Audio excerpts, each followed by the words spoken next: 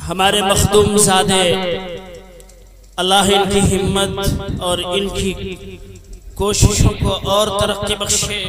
ये हर सिमत रहमते दो आलम की तनवीर देखिए, ये हर सिमत रहमते दो आलम की तनवीर देखिए, माशरा की इस्लाह की सही तस्वीर देखिए, माशरा की इस्लाह की सही तस्वीर देखिए। ये उसामा कासिमी की काविशों के हैं नताइज, ये रहमहुल्लाह, सब लोग कहिए रहमहुल्लाह। ये उसामा कासिमी की काविशों के हैं नताइज। उस पर अमीनुल हक अब्दुल्लाह साजा नशीन देखिए, उस पर अमीनुल हक अब्दुल्लाह सा जाजरशीन देखिए। आइए हजरत और अपने खिताब से हम सबको महसूस फरमाइए। हजरत मौलाना अमीनुल हक अब्दुल्लाह कासिमी दामद बरकत। अस्सलामु अलैकुम वरहमतुल्लाहि वबरकातुहू।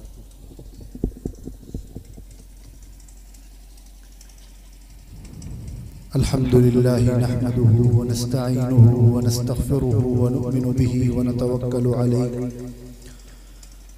व नऊज़ु बिल्लाहि मिन शुरूरि अनफुसिना व मिन सय्यिआति अअमालिना। मन यहदिहिल्लाहु फला मुदिल्ल लहु व मन युद्लिलहु फला हादिय लहु। व नशहदु अन ला इलाहा इल्लल्लाहु वहदहु ला शरीका लहु व नशहदु अन्न सय्यिदना व मौलाना मुहम्मदन अब्दुहु व रसूलुहु। मुहतरम बुजुर्गों और दोस्तों, बहुत देर से आप हजरात यहाँ तशरीफ फरमा हैं और हजरात उलमाए किराम के बयानात सुन रहे हैं। ये हम सब के लिए, इस पूरे इलाके के लिए खुशकिस्मती और सआदत की बात है कि आज के हमारे इस जलसे में मुल्क के इंतहाई मुवक्कर, मुहतरम और जय्यद आलिम दीन, कई सारी निस्बतों के अमीन हजरत मौलाना सैयद मुफ्ती मोहम्मद अफ़्फ़ान साहब मंसूरपुरी दामद बरकातुहू आज हमारे इलाके में तशरीफ लाए। हजरत तो चले गए, लेकिन उनकी गैर मौजूदगी में ही मैं आप सब की तरफ से, इस जलसे के मुंतज़मीन की तरफ से हजरत का शुक्रिया अदा करता हूँ और आप हजरात को मुबारकबाद पेश करता हूँ कि आपने इतनी खूबसूरत महफिल यहाँ सजाई। अल्लाह ताला इसको अपनी बारगाह में शर्फ़ क़बूलियत से नवाजे और अकाबिर के यहाँ आने को इस इलाके के लिए खैर व बरकत का जरिया बनाए। बात अगर बहुत ज्यादा की जाए तो वो भी बाउंस हो जाती है। जलसे किए जाते हैं अमल के लिए, ताकि हमारी जिंदगियों में तब्दीली आए, अमल का जज्बा पैदा हो। लेकिन अगर गुफ्तगू बहुत ज्यादा हो जाए तो फिर जो रहती है वो भी खत्म हो जाती है। हज़रत मौलाना अब्दुल जब्बार साहब सदर जमीयतुल उलमा हरदोई, उन्होंने मुख्तसर वक्त में हजरत वालिद साहब रहमतुल्लाह अलैह के हवाले से अपने जज्बात का इजहार किया। मैं कोशिश करूंगा कि मैं भी 10 से 15 मिनट में अपनी बात मुकम्मल कर लूं, क्योंकि ओस भी गिर रही है और इस स्टेज का भी भरोसा नहीं है कि ओस के साथ साथ ये भी कब गिर जाए। देखें, बहुत आम फहम सी बात है कि अल्लाह ताला ने इस दुनिया में कोई भी चीज बगैर जरूरत के पैदा नहीं की। हर चीज का कोई ना कोई मकसद है। हम अगर गौर करें तो दुनिया में, कायनात में मौजूद हर चीज ये अपना काम कर रही है। और चूंकि इंसान इसको अल्लाह ताला ने अशरफुल मखलूकात बनाया है, अपनी बेशुमार मखलूकात में सबसे अफजल बनाया है, तो अल्लाह ने इंसान को ये भी सलाहियत अता फरमाई कि वो दुनिया की तकरीबन तमाम चीजों से किसी न किसी हैसियत से फायदा उठा रहा है। सूरज, इतना बड़ा सूरज कहा जाता है कि ये जिस दुनिया में, ये जो हमारा सैयारा है जिसे हिंदी में पृथ्वी कहा जाता है, अर्थ, सूरज इस पृथ्वी से 13 लाख गुना बड़ा है, लेकिन अपने वक्त पर नमूदार होता है और अपने वक्त पे छुप जाता है। इंसानों को रोशनी देता है, एनर्जी देता है, गर्मी देता है। अगर धूप निकलना बंद हो जाए तो कितने काम हैं, कितने खेत खलियान हैं, कितने रिस्क के दरवाजे बंद हो जाए। चांद इतना बड़ा है कि लाखों मील दूर से भी नजर आ रहा है, रोशनी दे रहा है, ठंडक पहुंचा रहा है, वो भी अपने काम में लगा हुआ है, अपने वक्त पे नमूदार होता है और जब उसका वक्त हो जाता है तो वो छुप जाता है। इसी तरह दुनिया की दीगर चीजें हैं, पेड़ पौधे, खेत खलियान, दरिया, पहाड़, ये सब इंसानों के लिए अल्लाह ने बनाया है और इंसान इनसे फायदा उठा रहा है। हत्ता के जानवर, और जानवरों में भी वो जानवर जो बहुत खतरनाक कहलाते हैं, मसलन सांप। सांप ऐसा जानवर है, कोई भी सलीमुल फितरत इंसान, नॉर्मल इंसान कभी भी सांप के करीब जाना गवारा नहीं करेगा, लेकिन सांप भी इंसान को फायदा पहुंचाता है। सांप के जहर से बेशुमार दवाएं बनती हैं और क्या क्या होता है। तो दुनिया में हर चीज अल्लाह ताला ने किसी न किसी काम के लिए बनाई है और वो चीजें अपने काम में लगी हुई हैं। हम इंसान हैं, हम ये गौर करें, हम में से हर शख्स गौर करे, चाहे वो मर्द हो, औरत हो, बड़ी उम्र के लोग हों, जवान हों, बच्चे हों, हर आदमी ये गौर करे कि जब अल्लाह ताला ने हर चीज को किसी न किसी काम के लिए बनाया तो ये इंसान जो अल्लाह की तख्लीक का एक अजीम शाहकार है, ये अल्लाह ताला की ऐसी जबरदस्त तख्लीक है जो इंसान है कि अल्लाह ताला ने अपनी कुदरत को बयान करने के लिए और अपना तारुफ कराने के लिए कि इंसानों को ये हुक्म फरमाया कि तुम अपने ऊपर गौर करो कि तुमको किस तरह बनाया गया। तुम्हारा कोई वजूद नहीं था, एक नापाक कतरे से किस तरह पै दर पै तुम्हारी तरक्की होती गई। गोश्त का लुथड़ा, फिर उस पे खून का लुथड़ा, फिर वो गोश्त चढ़ना, फिर हड्डी आना और फिर उस पे खाल चढ़ना, फिर पूरा जो प्रोसेस है, फिर एक इंसान पैदा होता है, छोटा सा 1 फीट का भी नहीं होता है। फिर किस तरह अल्लाह ताला उसको तरक्की देते हैं, उसके जिस्म के आज़ा बढ़ते हैं, समझ बढ़ती है, बोलने की ताकत आती है और चलने के लायक होता है। फिर वो इंसान इतना बड़ा हो जाता है, दुनिया पे राज करता है। तो एक तरफ देखा जाए तो उसका वजूद ही नहीं था, बल्कि उसका जो वजूद था वो किसी दूसरे इंसान के बदन में गर्दिश कर रहा था। उससे अल्लाह ताला ने एक इंसान को बना दिया। तो हम लोग अपने ऊपर ये गौर करें कि अल्लाह ताला ने इंसान को बनाया और अशरफुल मखलूकात बनाया, उसको यूं ही बना दिया, बेकार बना दिया, उसका कोई काम नहीं है इंसान का। भाई खाना पीना ये तो जानवर भी कर लेते हैं, अपनी माआश के लिए तगोदो दौड़ भाग ये तो जानवर भी कर लेते हैं, परिंदे भी कर लेते हैं। न जाने कितने परिंदे अलग अलग किस्म की चिड़ियाएं हैं जो सुबह को अपने घोंसले से निकलती हैं और सैकड़ों किलोमीटर का सफर करके दूसरी जगह जाती हैं और फिर सैकड़ों किलोमीटर का सफर करके हर शाम अपने घोंसले वापस आती हैं। तो ये तो कोई बहुत बड़ा कमाल नहीं। अल्लाह ताला ने इंसान को क्यों बनाया? देखें कुरान क्या कह रहा है, वमा खलक़तुल जिन्ना वल इंसा इल्ला लियअबुदून। हर चीज अल्लाह ताला ने इंसान के फायदे के लिए बनाई है और इंसान को अल्लाह ताला ने अपने लिए और अपनी इबादत के लिए बनाया। ये ऐसी बात है जो हर आदमी जानता है, कोई नई बात नहीं है।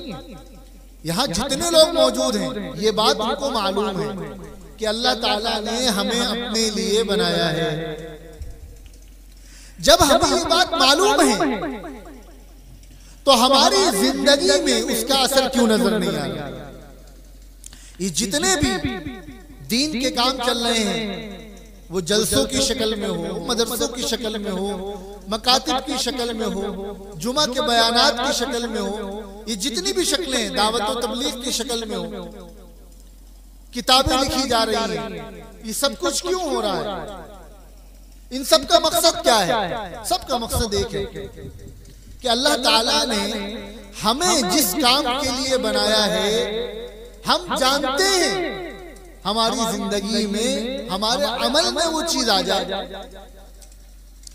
दुनिया में कोई भी चीज अपना काम करना अगर छोड़ दे, मैं मिसाल के लिए अर्ज करता हूं, ये माइक है, इसका काम है दूसरों तक सही आवाज पहुंचाना। ये एक इंसान की बनाई हुई चीज है। अगर ये माइक खराब हो जाए और अपना काम करना छोड़ दे तो क्या स्टेज पर नजर आएगा? इसकी जगह स्टेज पे होगी।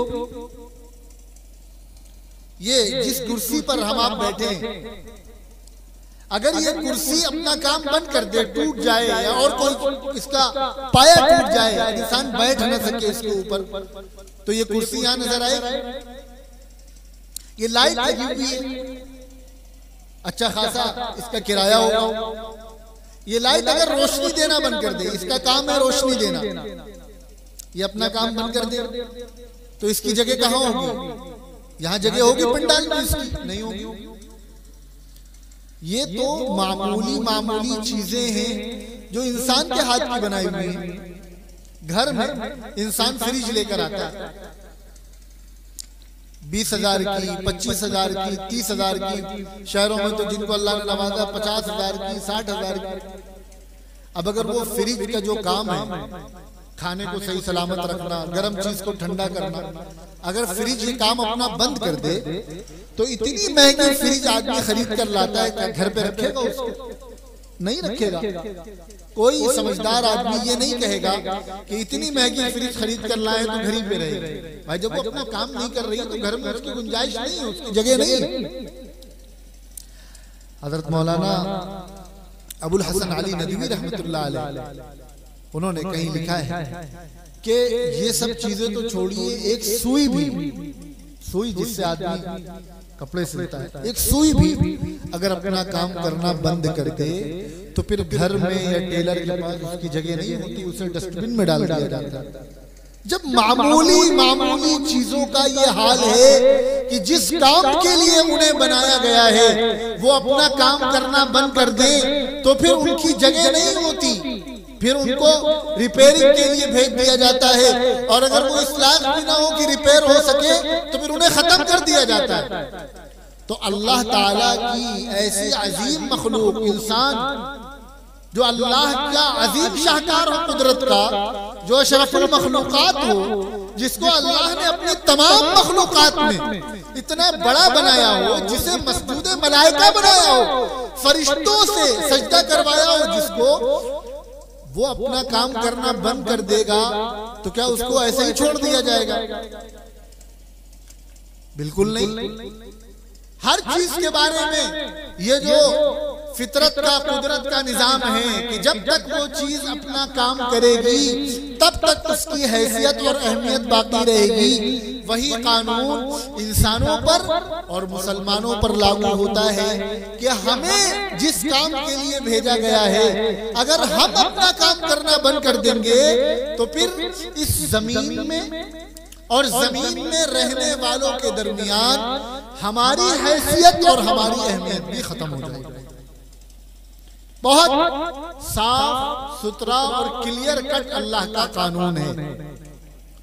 और इस मसले में कोई रिश्तेदारी भी नहीं अल्लाह मियां की कि तुम मुसलमान हो, मुसलमान घराने में पैदा हो गए हो तो तुम्हारे साथ रियायत का मामला होगा या तुम्हारे लिए इस कानून फितरत को बदल दिया जाएगा, ऐसा नहीं।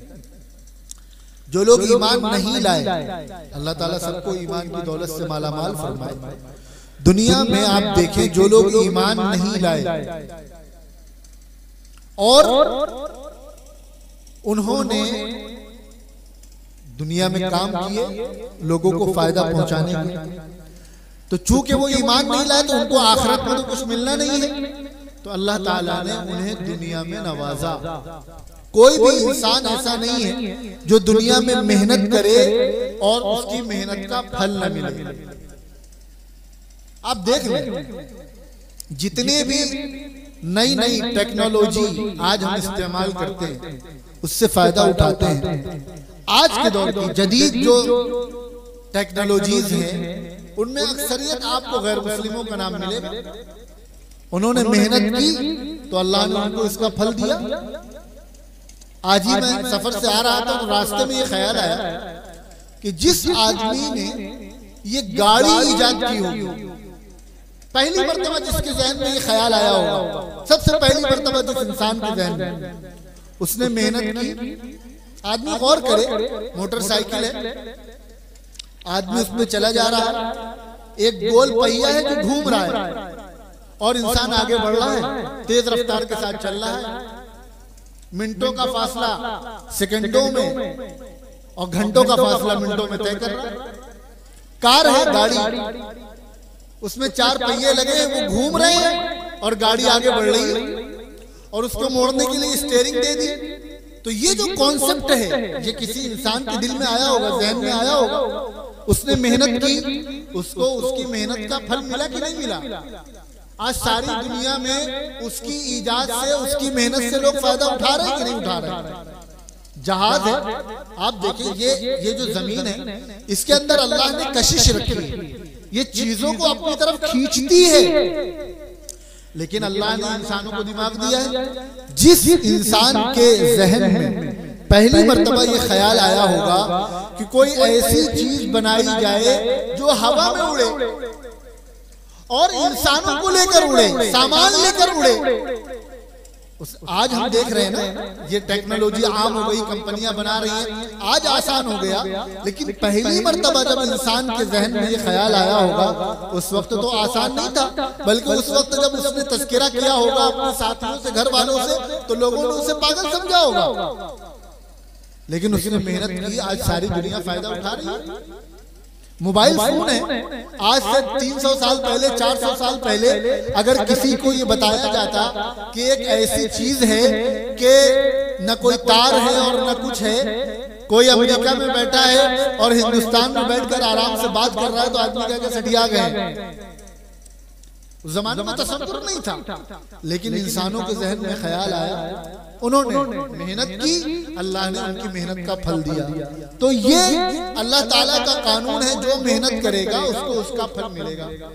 मुसलमानों को अल्लाह ताला ने जिस काम के लिए भेजा है वो अपना काम करेंगे तो ही फल मिलेगा। बहुत क्लियर कट अल्लाह ताला का कानून है। आज जिन हालात से हम आप गुजर रहे हैं और हर मुसलमान फिक्रमंद है, हर दर्दमंद दिल बेचैन है, और हर आदमी चाहे वो पढ़ा लिखा हो या बगैर पढ़ा लिखा हो, शहर का रहने वाला हो या गांव देहात का रहने वाला हो, हर आदमी के अंदर ये फिक्र है कि ये मुसलमानों पर जो हालात हैं ये हालात ठीक हो जाए। हर आदमी ये चाहता है। अल्हम्दुलिल्लाह लाख गफलत के बावजूद इस ताल्लुक से कुछ न कुछ फिक्रमंदी मुसलमानों के अंदर पाई जाती है। लेकिन ये हालात उस वक्त तक नहीं बदल सकते जब तक हम में से हर फर्द पर्सनली, जाती तौर पर अपने अपने ऊपर ये तय न कर ले कि हमें अपनी जिम्मेदारी अदा करनी है, हमें अपना काम करना है, हमें अपने आप को अल्लाह का और अल्लाह के रसूल का मुती और फरमाबरदार बनाना है। एक बहुत बड़ी परेशानी जो हमारे सामने है, जिसमें हम भी मुब्तला है, परेशानी कह ले, बीमारी कह ले, क्या हमको फिक्रमंदी तो सबको है, लेकिन हमको सबसे पहले अगर इस्लाह का ख्याल आता है तो दूसरे की इस्लाह का आता है। इमाम साहब हैं तो उन्हें अपने मुसल्लियान की इस्लाह की फिक्र है और होनी भी चाहिए। मदरसे के जिम्मेदारान हैं तो उन्हें अपने तलबा की इस्लाह की फिक्र है, अपने असातिज़ा की इस्लाह की फिक्र है, अपने साथ काम करने वालों की फिक्र है, अपने महल्ले वालों की फिक्र है, गांव देहात के उलमा हैं या और लोग हैं तो उन्हें भी अपने इलाके की फिक्र है। बिल्कुल ये फिक्र मुबारक है और होनी चाहिए, और ये इन हजरात की जिम्मेदारी है दूसरों की फिक्र करना। लेकिन सच बात तो ये है कि तब्दीली उस वक्त आएगी जब हर फर्द अपनी फिक्र करेगा, पहले अपनी फिक्र करेगा, हर फर्द पहले अपने गिरबान में झांकेगा। हम कानपुर से सफर करके आ गए और आपके सामने लच्छीदार तकरीर कर दें, यकीन मानिए अगर हम अपने गिरबान में झांक कर ये तय न करें कि हमको अपने आप को बदलना है तो हमारी तकरीर से कोई फायदा नहीं होगा। बात भी अल्लाह ताला उन्हीं की बातों में असर रखते हैं जो खुद अपनी जिंदगी पहले उस पर अमल करते हैं। बाद बुजुर्गों के बारे में सुना है कि कुछ एक बुजुर्ग थे जो तंबाकू खाया करते थे। अब उन्होंने कहीं पढ़ा बड़ा तंबाकू के नुकसानात, तो उनको ख्याल हुआ कि मुझे इस पर बयान करना चाहिए जुमा में। उन्होंने 1 महीना सबसे पहले अपने ऊपर अमल किया, बिल्कुल छोड़ दिया तंबाकू खाना। जब 1 महीने हो गए और उन्हें इत्मीनान हो गया कि हाँ अब मेरी आदत खत्म हो गई, अब मुझे दिल भी नहीं चाहता, तब उन्होंने बयान किया।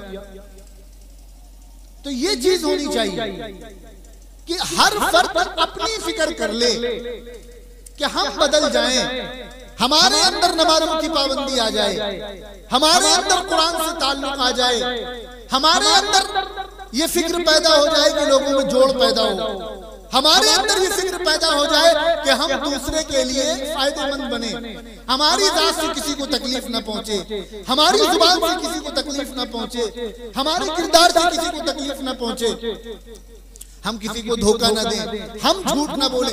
दुनिया क्या कर रही है वो दुनिया वाले जाने, दुनिया गलत कर रही है उन्हें भी अल्लाह के सामने जवाब देना है, हम गलत करेंगे तो हमें भी अल्लाह के सामने जवाब देना है।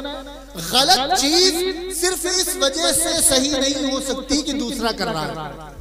बसा औकात घरों में झगड़े होते हैं, समझाया जाए तो फलाने भी तो कर रहे हैं, बड़े भाई ने हमारे साथ ये किया और फलाने ने ये किया, फलाने ने ये किया, सिर्फ इस वजह से झगड़े खत्म नहीं हो पाते। तो जो बात मैं अर्ज करना चाह रहा हूं, भाई हमने से हर आदमी को अपनी कब्र में जाना है और अपने अमल का जवाब देना है। दूसरा क्या कर रहा है इसका सवाल हमसे नहीं होगा, हमने क्या किया इसका सवाल हमसे होगा। अगर दूसरा गलत कर रहा है तो इस वजह से हमारे लिए गलत करना सही नहीं हो जाएगा। बहुत सारी बातें हैं जिनमें तब्दीली की जरूरत है, अपने आप को बदलने की जरूरत है, अपने गिरबान में झांकने की जरूरत है, खुद को एक अच्छा इंसान बनाने की जरूरत है, अच्छा मुसलमान बनाने की जरूरत है। अल्लाह के नबी सल्लल्लाहु अलैहि वसल्लम हमें आपको दूसरों के लिए नफा बख्श बनाने के लिए आए थे कि तुम अपना किरदार तो तुम्हारा अच्छा होगा ही, तुम्हारे अंदर तो दीनदारी तो होगी ही, लेकिन उसके साथ साथ तुम दूसरों के लिए फायदेमंद बनो, दीनी लाइन से भी और दुनियावी लाइन से भी। तुम्हारे इल्म से दूसरे लोग फायदा उठाएं, तुम्हारे अमल से दूसरे लोग फायदा उठाएं, तुमको देखकर दूसरों के अंदर अच्छाई का जज्बा पैदा हो।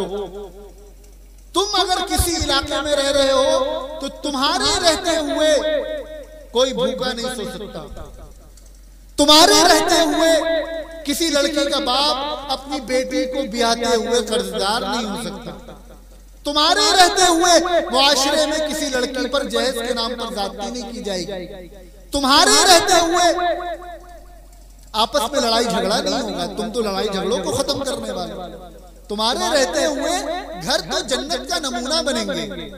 तुम किसी को कारोबार में धोखा नहीं दोगे, तुम दुकान में बैठोगे तो झूठ नहीं बोलोगे, तुम तो दूसरों के लिए नमूना बनोगे, और खाली मुसलमानों के लिए नहीं, सबके लिए। तुम जब चलोगे तो दूसरे देखकर कहेंगे हाँ ये मोहम्मद रसूलुल्लाह का उम्मती है। तुम्हें देखकर दूसरों के अंदर इस्लाम की मोहब्बत पैदा हो, तुम्हें देखकर दूसरों के अंदर मोहम्मद रसूलुल्लाह की मोहब्बत पैदा हो, तुम्हें देखकर दूसरे कहेंगे ये किस मजहब के मानने वाले हैं, ये कैसा मजहब है, इसको पढ़ना चाहिए। लेकिन अफसोस की बात है, और हम भी उसमें शामिल हैं। ऐसा नहीं है कि हम तकरीर करें खाली आपको सुनाकर चले जाएं। यहाँ मौजूद हर फर्द किसी न किसी नौयत से इस परेशानी से जूझ रहा है, इस बीमारी से जूझ रहा है कि दूसरों के लिए नमूना बनना तो दूर की बात है, हमारे हालात ठीक नहीं है। हमारे यहाँ दीनदारी का जो पैमाना बना दिया गया वो सिर्फ मखसूस इबादत को दीनदारी का पैमाना बना दिया कि भाई दाढ़ी टोपी है, कुर्ता पैजामा पहनते हैं, नमाज पढ़ते हैं और मदरसों में चंदा देते हैं और हज उम्रे पे चले जाते हैं, दावत और तबलीग में चले जाते हैं, महीने में 3 दिन लगा देते हैं। तो ये अब दीनदार है। ये दीनदारी का अधूरा मेयार है, ये दीनदारी का पूरा मेयार नहीं। दीनदारी का पूरा मेयार ये है कि अल्लाह के हुकूक अदा करने के साथ साथ बंदों के हुकूक अदा किए जाए। आप किसी भी आलिम दीन से पूछ लें, मजहबी इस्लाम में हुकूकुल्लाह तो मुकद्दम है, लेकिन हुकूकुल्लाह कुल शरई अहकामात का 25% भी नहीं है।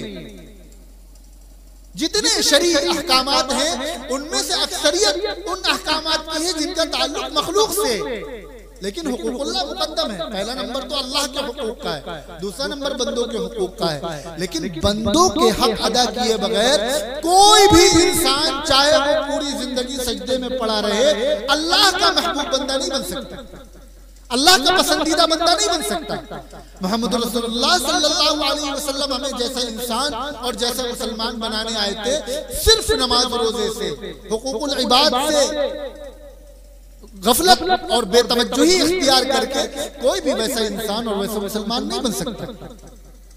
और अल्लाह के हक में ईमान के बाद इबादत में कोई कमी रह जाए, कुछ हो जाए, तो अल्लाह की जात से उम्मीद है कि अल्लाह ताला से हम माफी मांगेंगे, अल्लाह ताला माफ कर देंगे। और बगैर माफी मांगे कहीं खुदा न खास्ता दुनिया से चले गए, तब भी एक मुसलमान को अल्लाह की रहमत से ये उम्मीद होनी चाहिए कि इंशाअल्लाह अल्लाह हमें माफ कर देंगे। लेकिन बंदों के हुकूक का मामला तो ये है कि जब वो बंदा माफ नहीं करेगा, अल्लाह ताला माफ नहीं करेंगे। रवायात में आता है कि एक शख्स कल मैदान महशर में आएगा और उसके पास पहाड़ के बराबर नेकियां होंगी, गालिबन बहुत पहाड़ के बराबर नेकियां होंगी। दूसरे लोग उसे देखकर रश्क करेंगे, यार ये कितना खुश नसीब आदमी। पूछा जाएगा फरिश्तों से, देखो इसके ऊपर किसी का कोई हक तो नहीं है? पता चलेगा हाँ इसके ऊपर तो बहुत सारे लोगों का हक है, क्या किया जाए? तो ऐसा करो, इसके पास नेकियां बहुत हैं और अब तो हक कैसे अदा किया जाए? अब तो रजिस्टर बंद हो चुका, अब तो मौका मिलना नहीं है कि जाकर उनकी हुकूक की अदायगी करे, उनसे माफी तलाफी करे। तो अब ऐसा करो कि जिन लोगों का हक इसने मारा है, इसकी नेकियों से उनको हिस्सा दो।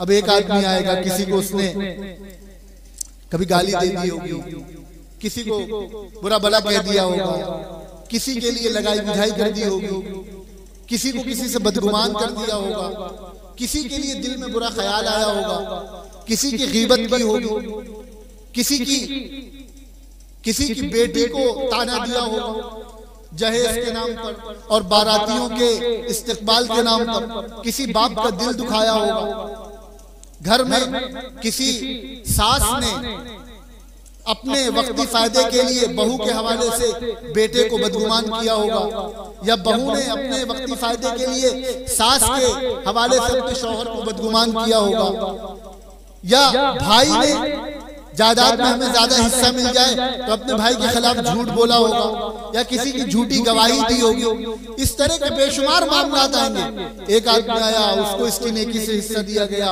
दूसरा आया, उसको दिया गया। लोग आते जाएंगे, इसकी नेकियों से हिस्सा दिया जाता रहेगा। एक वक्त आएगा जब इसकी नेकियां खत्म हो जाएंगी और वो जिनका हक इसने मारा होगा उनकी तादाद अभी अच्छी खासी बची होगी। अब क्या किया जाए? लोग तो अभी बाकी हैं, इसकी तो नेकियां खत्म होगी, फिर हुक्म होगा तो अब ऐसा करो, उनके गुनाह इसके सर पे लाद दो। अल्लाह हम सब की हिफाजत फरमाए। और ये जो वाकयात बयान किए जा रहे हैं, हम में से हर फर्द, मैं भी, स्टेज पे मौजूद हजरात भी, सुनने वाले भी, जहां जहां तक आवाज पहुंच रही हो, हर शख्स इस पैमाने पर अपने आप को परखे कि हम कहां खड़े हैं। खुदा ना खास्ता वो शख्स हम तो नहीं हो जाएंगे। कहीं ऐसा तो नहीं कल कयामत के दिन दुनिया में तो हम ये समझ रहे कि सजदा करते करते हमारे माथे पे काला निशान पड़ गया और कुरान पढ़ते पढ़ते हमारी जुबान मुअत्तर हो गई और हज और उम्रा करते करते हम बिल्कुल आदी हो गए। कहीं ऐसा तो नहीं कि ये सारी चीजें वहां हमारे मुंह पे मार दी जाए? कोई भाई ऐसा तो नहीं है जिसने अपनी बहन का हक मार लिया? कोई ऐसा तो नहीं है जिसने अपनी पड़ोसी की जमीन कब्जा कर लिया? कोई ऐसा तो नहीं है जिसने अपने घर का छज्जा इतना ज्यादा निकाल लिया हो जिससे दूसरों को तकलीफ पहुंच रही है? कोई ऐसा तो नहीं है जिसने अपने घर के बाहर ड्योढ़ी इतनी ज्यादा बना ली हो कि सरकारी जमीन पे कब्जा हो गया? कोई ऐसा तो नहीं है कि गाड़ी पार्किंग के नाम पर हमने किसी को तकलीफ पहुंचा दी, किसी की दुकान के सामने गाड़ी पार्क कर दी हो जिससे उसका नुकसान हुआ? कोई ऐसा तो नहीं है कि हमने बगैर इजाजत के किसी दूसरे का पानी अपने खेत में इस्तेमाल कर लिया हो?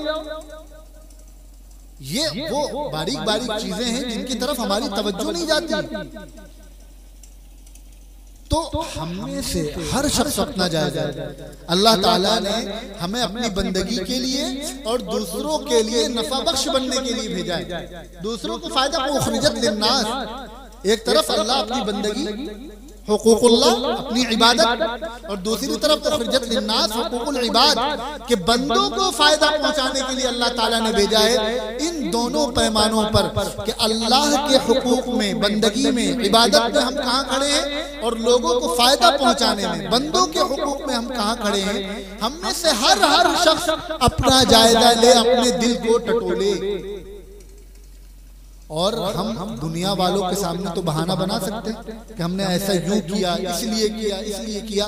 अल्लाह से तो झूठ नहीं बोल सकते ना। अल्लाह ताला तो दिलों के भेद को जानते हैं।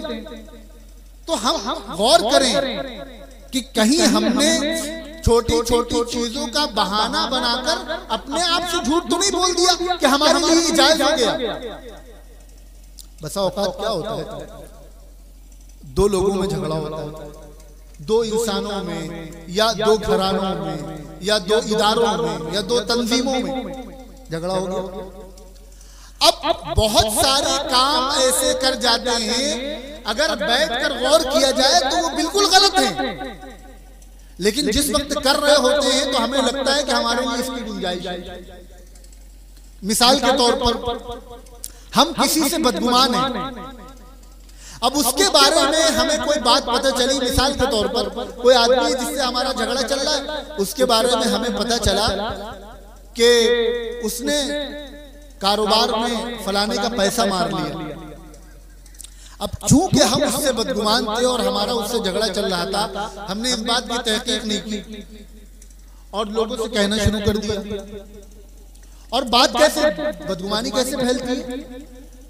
जरूरी नहीं कि आप ये कहें कि फलाने ने पैसा मार लिया। आदमी ऐसे कहता है, सुना है कि उन्होंने फलाने का 10,000 रुपया मार लिया।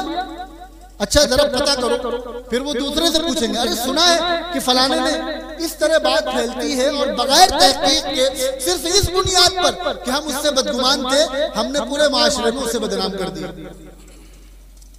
ये हक तलफी है। ये इतनी खतरनाक चीज है जो हमारी बड़ी बड़ी इबादत को खा जाएगी ये चीज। इस तरह की बहुत सारी चीजें, ये प्रोग्राम रहमत आलम के उन्वान से हो रहा है, अल्लाह के नबी की सीरत के हवाले से हो रहा है। अल्लाह के नबी सारी कायनात के लिए रहमत बनकर आए थे, तो आपके उम्मती की जिम्मेदारी है कि वो हर किसी के लिए रहमत बने, किसी के लिए रहमत न बने, चाहे अपने हो या पराए हो, मुसलमान हो कि गैर मुस्लिम हो, अपने लिए, अपने घर वालों के लिए, अपने पड़ोसी के लिए, अपने गांव में जहां रह रहे हैं, अपने शहर वालों के लिए, अपने मुल्क वालों के लिए रहमत बने। ये एक मुस्तकिल मौजू है। जमीयत उलमा के बैनर तले ये प्रोग्राम हो रहा है। जमीयत उलमा की एक ये मुस्तकिल तहरीक है कि दूसरे इंसानों के लिए हम अपने आप को नफा बख्श बनाए, अपने मुल्क के लिए अपने आप को नफा बख्श बनाए। मुल्क की तरक्की में हमारा हिस्सा होना चाहिए, हमारा किरदार होना चाहिए।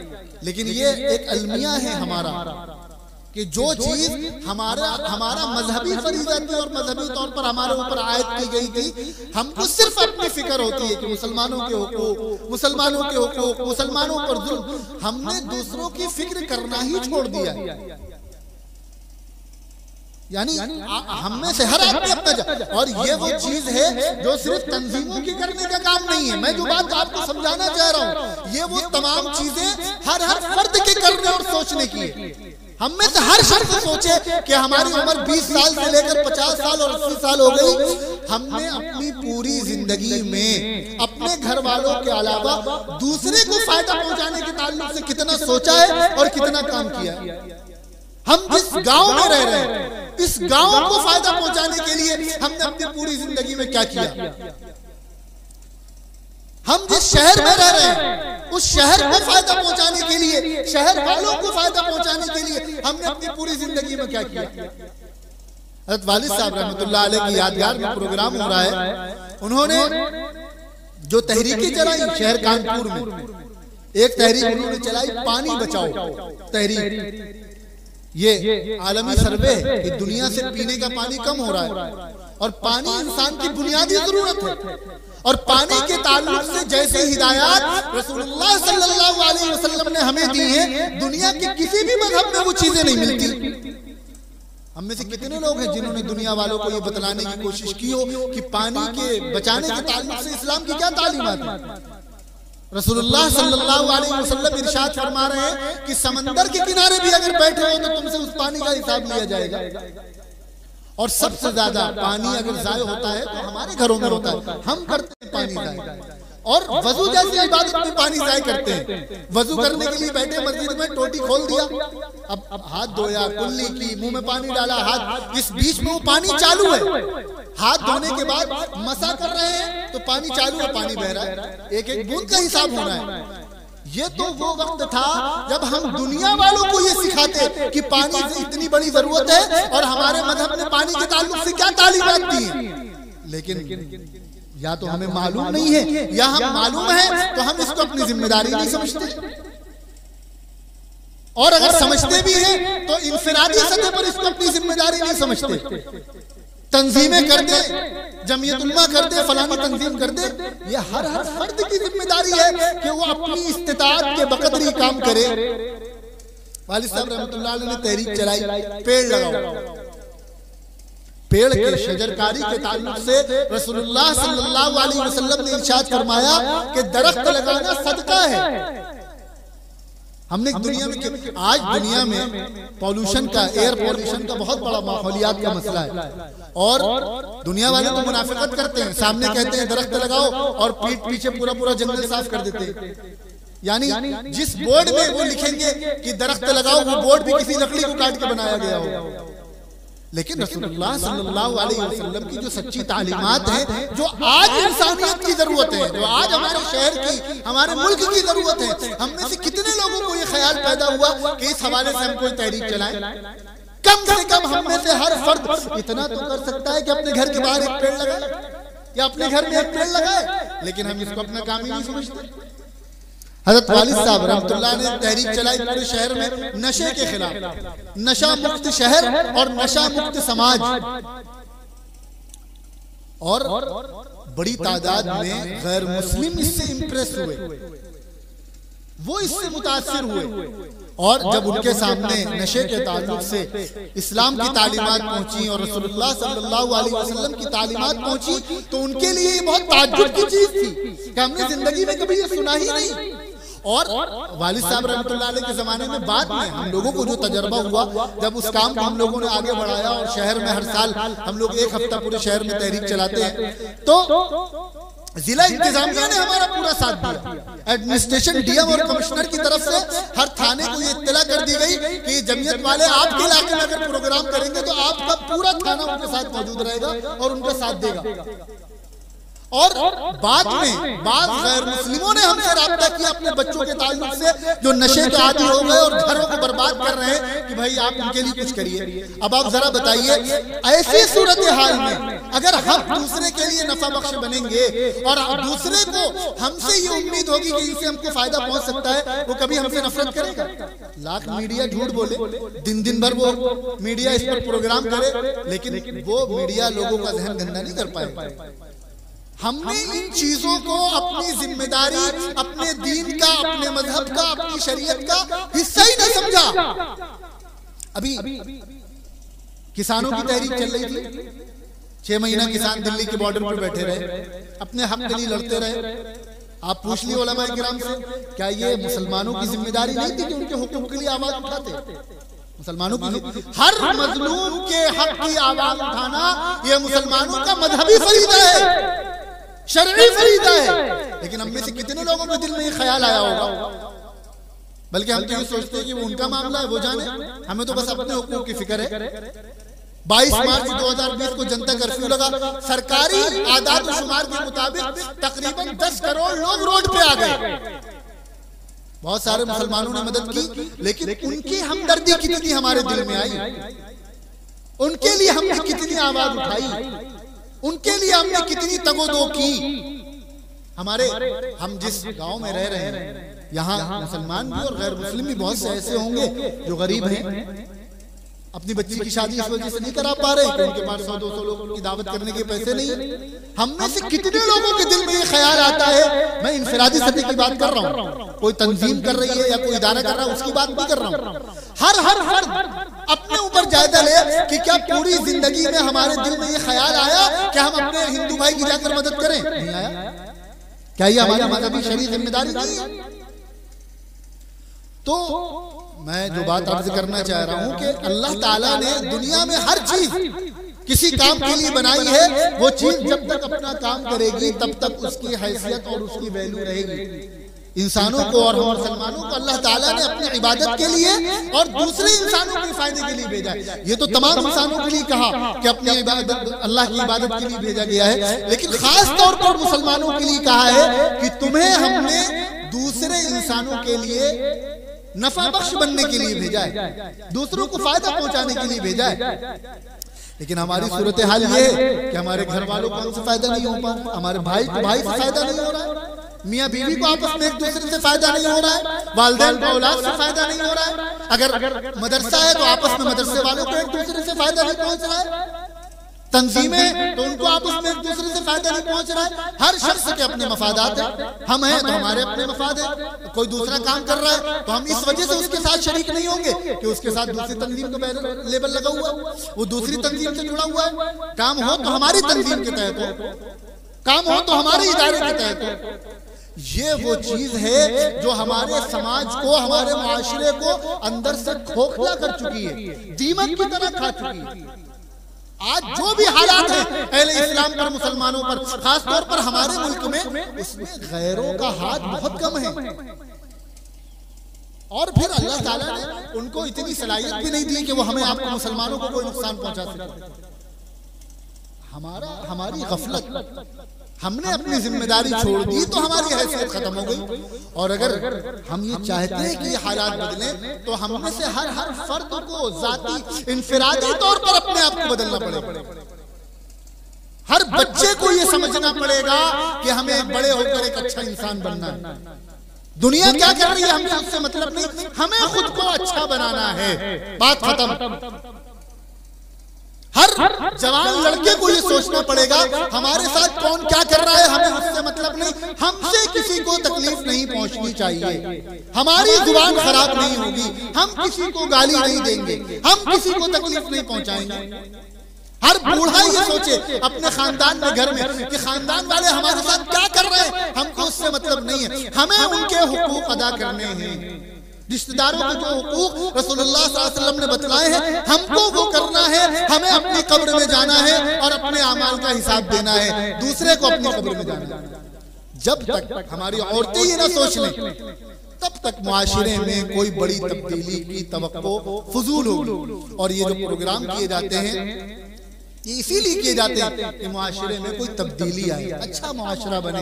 अल्लाह के नबी सल्लल्लाहु अलैहि वसल्लम जैसा मुआशरा बनाने आए थे वैसा मुआशरा बने। इसके लिए आपके इलाके में भी और पूरे जिले उन्नाव में, आपके बगल में हरदोई जिले में जमीयतुल उलमा के जिम्मेदारान, जमीयतुल उलमा से जुड़े लोग अपनी अपनी ताकत के बकदर कोशिश कर रहे हैं। और यहाँ जमीयतुल उलमा उन्नाव के सदर हजरत मौलाना मुख्तार आलम साहब मदाहिरी, जमीयतुल उलमा हरदोई के सदर हजरत मौलाना अब्दुल जब्बार साहब कासमी और जमीयतुल उलमा उन्नाव के जनरल सेक्रेटरी हजरत मौलाना सुफियान साहब, ये हजरात मौजूद हैं। आप हजरात की ये जिम्मेदारी है कि इनफिरादी सतह पर अपनी ये जिम्मेदारी महसूस करके इन हजरात का दस्तबाजू बने, इनका ताउन करें, इनको हौसला दें, इनको हिम्मत दें और इनसे आकर कहें कि हमारे मुआशरे को अच्छा और बेहतर बनाने के लिए आप जो भी काम कर रहे हैं हम हर तरह से आपके साथ हैं।